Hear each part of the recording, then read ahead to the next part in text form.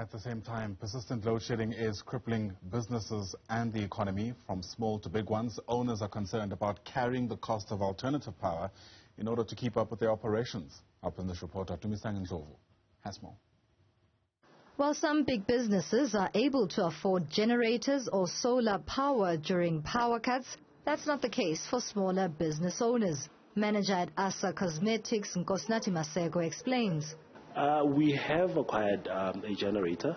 However, versus the profit that we make, it doesn't really balance, because now you have to service it. We all know the price of petrol has went up. So it doesn't really balance when you look at the money that's coming in and the money that you're spending on generator and running it and petrol and so forth.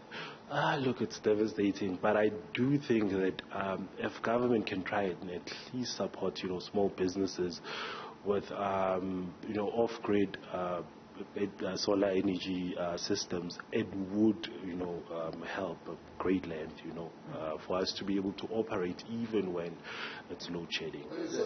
Ndlovu meanwhile says she can't afford to be without a generator in her printing business.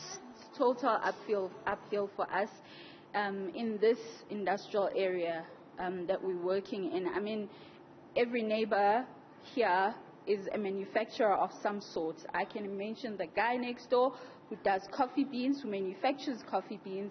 I can mention the guy in front who manufactures tires. And basically this whole place is a manufacturing place. And if if you're saying that you're going to cut 50% of electricity time for manufacturing, it basically cripples the economy, because we as small businesses that are part of the industrial sector are really struggling. There's not much to do in 4 hours when you're manufacturing. The franchise industry is also feeling the pressure, and Cash Converter CEO Richard Makaiba feels power cuts deplete income that should rather be channeled towards improving the lives of employees. Yeah, it's not sustainable, long story short. What it does do is increase costs and lower profitability. It causes loss in jobs, it causes losses in opportunities. The franchising industry amounted to something like 14% of GDP. We employ over 300,000 people in the country. And fortunately, with the franchising support network, most of those franchisees have managed to survive through this process.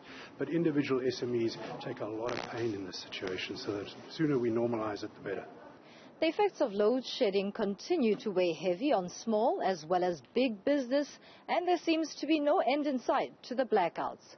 For Newzroom Afrika on Channel 405, I'm Tumisang Ndlovu in Johannesburg.